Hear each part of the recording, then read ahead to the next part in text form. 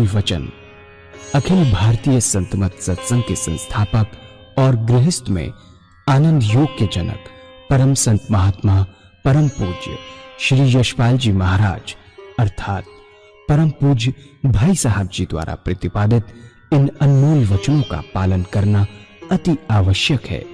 ये वचन हमारी गृहस्थ आध्यात्मिक साधना के लिए मूलभूत सिद्धांत हैं, जो इस प्रकार हैं। हम दुनिया की हर चीज की कीमत आंकते हैं, अपने मानव जीवन की कीमत भी जाने व परमात्मा की प्राप्ति हेतु साधना करें। मनुष्य योनि एक उपहार है, इसीलिए परमात्मा को धन्यवाद देते हुए आधा घंटा प्रातःकाल, आधा घंटा सायंकाल पूजा अवश्य करें। सत्संग, सतनाम व सद्गुरु को प्राथमिकता देते हुए इसी के आधार पर ध्यान योगाभ्यास अवश्य करें व गृहस्थ के कार्यों को परमात्मा का कार्य समझकर उसी की याद में संपन्न करें। हर समय ये ध्यान रहे कि गुरु कृपा द्वारा परमात्मा की पवित्र सत्ता का हमारी आत्मा में वास है, अतः मन में निरंतर अपने इष्ट देव का जाप करें। मान सम्मान की इच्छा न करें व अपमान से दुखी न हो। परमात्मा के अतिरिक्त किसी और का भय न करें। दूसरों की बुराई न करें, न सुने, सत्य व मधुर बोलें, अश्लील शब्द मुंह से ना निकालें, सभी से नम्रतापूर्ण व सुंदर व्यवहार करें। धर्म पत्नी के अतिरिक्त अपने से बड़ी से माता जैसा, बराबर की से बहन जैसा व छोटी से पुत्री जैसा व्यवहार करें। सांसारिक जीवन यापन की आवश्यकताएं अंतहीन है, इसलिए अधिक से अधिक समय सत्संग में व धन परोपकार में खर्च करें। याद रखें, न स्त्री माया है, न धन दौलत, न ही परिवार। माया वह है जो हृदय को परमात्मा से दूर हटा दे। अतः निरंतर सत्संग और सद्गुरु की शरण में रहने का प्रयास करें। भोजन अपने इष्ट को अर्पण कर प्रसाद रूप में परमात्मा की याद में करें। रात्रि में सोने से पहले अच्छे बुरे कार्यों का आत्मनिरीक्षण कर उसका समुचित पश्चाताप करते हुए ध्यान करें व प्रभु की गहरी याद में ही विश्राम करें। परमात्मा तू ही है, तेरी इच्छा पूर्ण हो।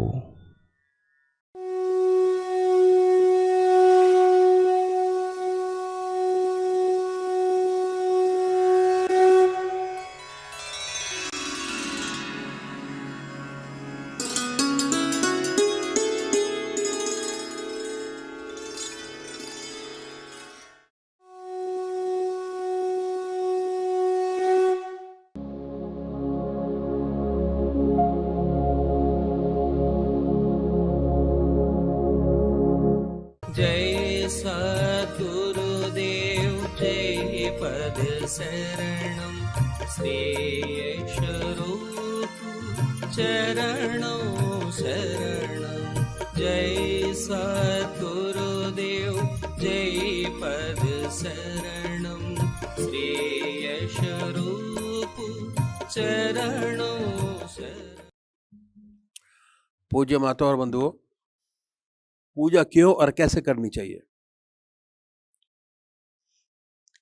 एक बार एक डॉक्टर ने प्रश्न किया कि साहब पूजा का क्या फायदा, और अक्सर लोग यही कहते हैं पूजा का फायदा क्या है। ये तो बेकार लोगों का काम है जिनके पास कोई काम नहीं, माला लेकर बैठे हैं, आधा घंटा सुबह बर्बाद करें, आधा घंटा शाम को बर्बाद करें। आज की जनरेशन यही बोलती है। लेकिन जिनके पास काम है वो काम करें। हम लोग तो डॉक्टर हैं, आधा घंटे में 2 मरीज बचा सकते हैं। अगर पूजा में बैठ गए तो क्या फायदा। ईश्वर को किसने देखा है?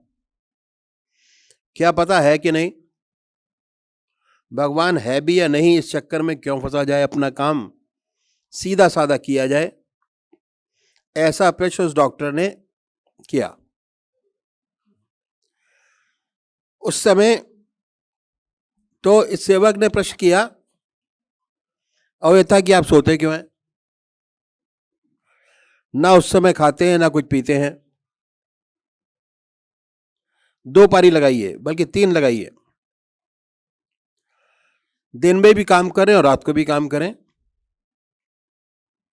समय क्यों बर्बाद किया जाए?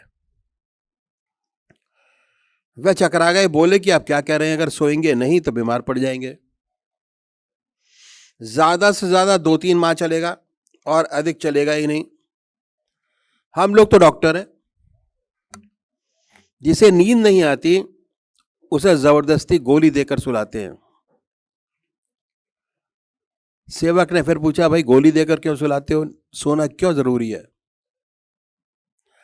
उत्तर मिला, उसे रेस्ट नहीं मिलेगा, शरीर को आराम बहुत जरूरी है। फिर सेवक ने कहा कि ऐसे इंजेक्शन निकालो कि इंजेक्शन दे दिया, आदमी काम करता रहे, सोए नहीं। डॉक्टर कहता, भाई कितने भी इंजेक्शन लगा लो, सोना बहुत आवश्यक है, सोना बहुत जरूरी है, सोना पड़ेगा ही। सोना क्यों आवश्यक है? देखिए, जो हमारी साइंस है अभी शरीर तक ही सीमित रह पाई है। हम शरीर से ऊपर उठ ही नहीं पाए। वास्तव में जो हमारी पर्सनैलिटी है वो अनोखी है।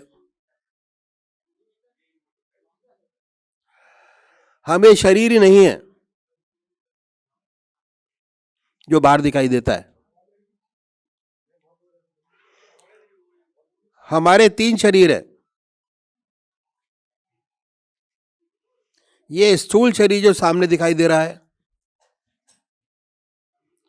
इसमें है नाक, कान, हाथ, पैर, शरीर स्थूल। ये स्थूल शरीर। दूसरा शरीर और भी है, जो मन, बुद्धि, चित्त और अहंकार से मिलकर बना है। दूसरा शरीर, उसे हम सूक्ष्म शरीर कहते हैं। जितना सोच विचार का काम है वो इससे लिया जाता है, सोच विचार का, वह सब इससे लिया जाता है। तीसरा और शरीर है आत्मा, कारण शरीर। यह है कारण शरीर। चैतन्यता और आनंद आत्मा में ही है। चेतना, आत्मा के अंदर चेतना और आनंद है। जहां आत्मा नहीं वह शरीर बेकार हो जाता है। जिसे हम इतना प्यार करते हैं, आत्मा निकल गई और बेकार हो गया। हम भूल जाते हैं कि हमारे 3 शरीर हैं। हम सब कुछ इस शरीर को ही समझ बैठे हैं, स्थूल शरीर को। अब देखिए होता क्या है, जब हम सोते हैं ना आंख देखने का काम करती है,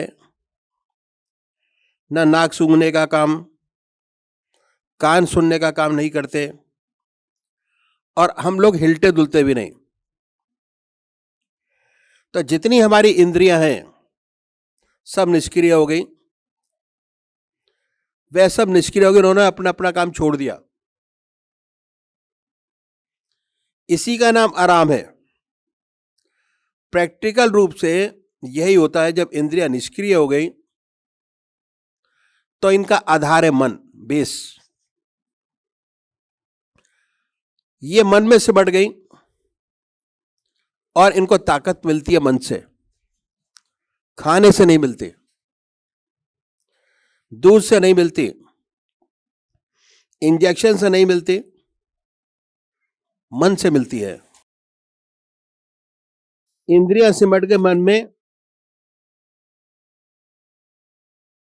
और जब आप सुबह उठे बिल्कुल ताजगी महसूस करते हैं, काम करने की आपके अंदर शक्ति है, ताकत है। यदि ना सोए तो दिन भर जम्बाई लेते रहते हैं, कुछ काम नहीं होता। तो सोना हमने देखा बहुत जरूरी है। हमने देखा कि शरीर को सुलाना, रेस्ट देना बहुत आवश्यक है। ऐसे ही हमारा सूक्ष्म शरीर है जिससे हम सोच विचार का काम करते हैं, इसको भी नींद देना बहुत आवश्यक है। हमारे ऋषियों ने, महर्षियों ने इस बात को जाना, इसलिए उन्होंने कहा कि आधा घंटा सुबह और आधा घंटा सायंकाल भगवान की आराधना करो, पूजा करो। परमात्मा की पूजा करेंगे तो भगवान में चित्त एकाग्र होगा। पूजा का मतलब चित्त की एकाग्रता से है, कंसंट्रेशन ऑफ माइंड। भगवान में चित्त एकाग्र होगा, चित्त निरोधक स्थिति अपने आप आ जाएगी। मन विचार शून्य हुआ, थॉटलेस, कि निष्क्रिय हुआ। जैसे आपने इंद्रियों को निष्क्रिय किया, मन को भी निष्क्रिय कीजिए। परमात्मा को मानिए या न मानिए कोई फर्क नहीं पड़ता, लेकिन अपनी हस्ती को तो मानेंगे। आपका एग्जिस्टेंस है, अस्तित्व है, और इसका सच्चा विकास करना हमारा फर्ज है। भगवान हमारी पूजा का भूखा नहीं है। जो कुछ हम करते हैं अपने लिए करते हैं। अगर आप अपना सच्चा विकास चाहते हैं तो जिस प्रकार शरीर को रेस्ट देना जरूरी समझा, उस प्रकार मन को भी रेस्ट देना जरूरी है। और ये जो पूजा है, ये मन को रेस्ट देना है। मन को एक तरफ लगा दिया। मन का काम है सोचना, विचारना। एक तरफ, एक शब्द से लगा दिया, एक जगह लगा दिया। धीरे धीरे उस शब्द के अंदर ही विचार शून्यता आनी शुरू हो जाएगी। जब मन को आराम मिला तो क्या हुआ? उसका सीधा संबंध आत्मा से हो गया, और आत्मा में है आनंद और चैतन्यता। आनंद, चैतन्यता मन में आ गई। उसके बाद आप कितना हल्का फुल्का महसूस करेंगे, कितनी अनुपम शांति का अनुभव होगा, कितना आनंद मिलेगा, ये अनुभव का विषय है। इसके बाद सुंदर सुंदर विचार आते हैं, वह समस्याएं हल होती हैं जो सारी जिंदगी हल न हुई हो। ऐसी ऊंची शक्ति प्राप्त होती है, सच्चे मनुष्य के भाव पैदा होते हैं, सच्चा ज्ञान प्राप्त होने लगता है। धीरे धीरे आप जान जाते कि आप क्या हैं। और जब हमें ये अनुभव हुआ कि हम क्या हैं, तो हमें अपना वास्तविक स्वरूप नजर आता है कि हम कोई गैर नहीं। जितने ऊंचे संत हुए, सबका अंतिम निष्कर्ष यही रहा। महात्मा तुलसीदास जी ने कहा कि जड़ चेतन जब जीव जगत सकल राम में जान। सूरदास जी को हर प्राणी, पशु में, लता में, वृक्षों में भगवान कृष्ण नजर आते थे। ईसा ने कहा अपने पड़ोसी को भी अपनी आत्मा की तरह प्यार करो। लेकिन तब तक नहीं हो सकता जब तक ये अनुभव न हो कि हम सभी हैं। ये अनुभव के लिए पूजा बहुत जरूरी है। पूजा का क्रियात्मक तरीका हमारे महर्षियों ने बताया कि एक तरफ मन को लगा दीजिए। जब एक तरफ मन को लगाया तब विचार शून्यता अपने आप हो जाएगी। अगर ऐसे विचार शून्य करने की कोशिश करेंगे तो नहीं होगा। बहुत से लोग शून्य का ध्यान करने की कोशिश करते हैं, नहीं होता, अति कठिन है। यदि मन विचारों से शून्य होगा, उसका सीधा संबंध आपकी आत्मा से हो जाएगा। सुंदर सुंदर भाव पैदा होंगे, आप चाहेंगे कि संसार में जितने लोग हैं सब आनंद से रहें, सब सुखी हों, दुख संसार से मिटे, दूसरे की सेवा करने के लिए अपने जीवन को न्यौछावर कर देंगे। तो आइंस्टाइन ने बहुत सुंदर लिखा है कि जिसके बूते पर हम आज चंद्रमा ये कहां कहां पहुंचे। उसने लिखा है कि मैं नहीं जानता कि दुनिया का तीसरा विश्व युद्ध कैसे लड़ा जाएगा, परंतु ये पूर्ण जानता हूं कि अगर चौथा विश्व युद्ध हुआ तो डंडे और पत्थरों से होगा। कंप्लीट सर्वनाश, दुनिया की बहुत बुरी हालत है। सब अपने अपने अहंकार में चूर हैं, मैं बड़ा, मेरा नेशन बड़ा, सच्ची मनुष्यता है ही नहीं। उसकी वजह यही है कि हम ऋषियों महर्षियों के बताए मार्ग को भूल रहे। तो हम देखते हैं कि भगवान हमारी पूजा का भूखा नहीं, अपने विकास के लिए, मनुष्य मात्र की भलाई के लिए, संसार की भलाई के लिए पूजा परम आवश्यक है, बहुत जरूरी है। कहा है कि जब मन को नींद आ जाती है और रूह भी गाफिल होती है तब मैं अकेला होता हूं और यार की महफिल होती है। जब मन सो जाता है, आत्मा भी सो गई, तब परमात्मा का दिव्य दर्शन होता है, सच्चा ज्ञान प्राप्त होता है। तब पूजा बहुत आवश्यक है। अगर हम सच्चा विकास चाहते हैं, अपना, अपने घर का, अपने समाज का, सच्चा संसार का हित चाहते हैं, दुनिया का हित चाहते हैं, मनुष्य जाति का हित चाहते हैं, तब पूजा बहुत जरूरी है। अपने मन को आराम देना ही पड़ेगा। हमारे ऋषियों महर्षियों ने इस बात को अनुभव किया और इस बात को जाना, इस बात पर जोर दिया कि हर मनुष्य को आधा घंटा सुबह और आधा घंटा सायंकाल संध्या वंदना अवश्य करनी चाहिए। हमारे महर्षियों ने बताया कि चाहे आप गृहस्थी हो या सन्यासी, कोई भी आधा घंटा प्रातःकाल संध्या वंदना अवश्य करनी चाहिए और आधा घंटा सायंकाल। ये 2 समय निश्चित कर दिए हमारे महर्षियों ने। हमारे देश में 99% लोग परमात्मा को मानने वाले हैं, ईश्वर को मानने वाले हैं और अपने किसी न किसी ढंग से पूजा करते हैं। बहुत से लोग तो आधा घंटे से ज्यादा भी करते हैं। यदि उनसे पूछा जाए कि इस पूजा का लाभ क्या हुआ, तो 2-4 बात बताने के खामोश हो जाते हैं। पहली बात यह कि भाई ईश्वर का नाम लेना अच्छी बात है। हमारे घर में मंदिर है, हमारे दादाजी पूजा करते थे, हमारे पिताजी करते हैं, हम करते हैं, हमारे देखा देखी हमारे बच्चे भी करते हैं। ईश्वर परस्त हैं, गॉड फियरिंग है, अच्छा है। और आप इससे ज्यादा क्या चाहते हैं? अगर हम उससे पूछें कि इससे कोई आंतरिक लाभ हुआ, तो ऐसे बहुत कम लोग होंगे जो ये कहेंगे कि हुआ। इन संतों ने कहा कि हम एक ऐसा तरीका बतलाते हैं, यदि आप इस तरीके से पूजा करेंगे तो आपको विशेष लाभ होगा। और ऐसा तरीका बताया जो हर कोई अपना सकता है। किसी भी धर्म का अनुयायी हो, किसी की धर्म का मानने वाला हो, किसी भी मजहब का मानने वाला हो, अपने धर्म के मत पर चलते हुए कर सके, ऐसी बात बतलाई जो तरीका मैं आपके सामने रखता हूं। संसार में हर मजहब में 2 तरीके के व्यक्ति हैं, एक साकार पुजारी और दूसरे निराकार।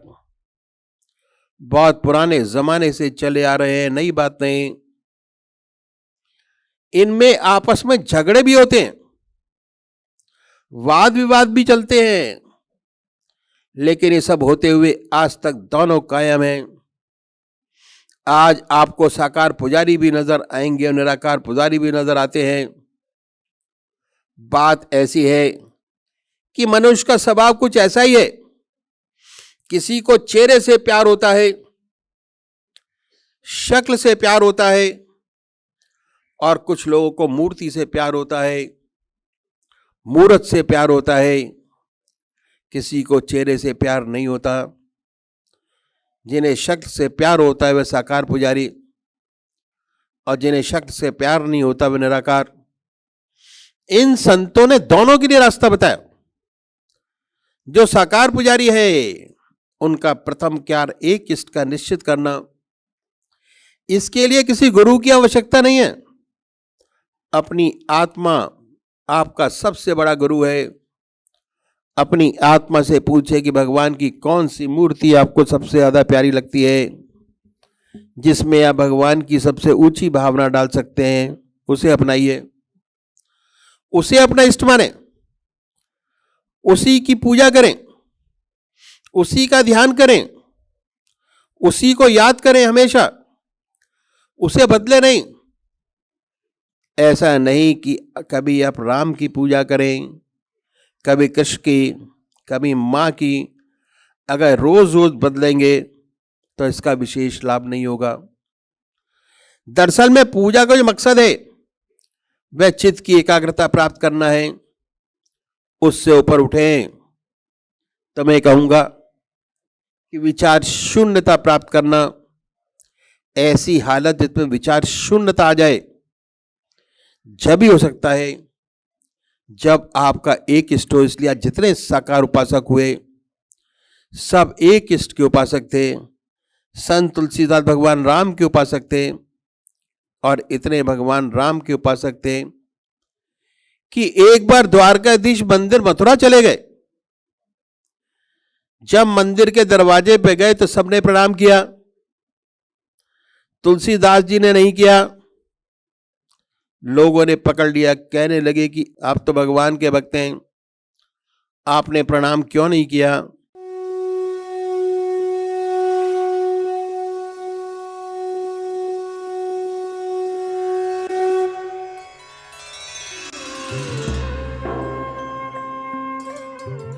ध्यान योग के कार्यक्रम आनंद योग से निशुल्क जुड़ने के लिए संपर्क करें 9810239677।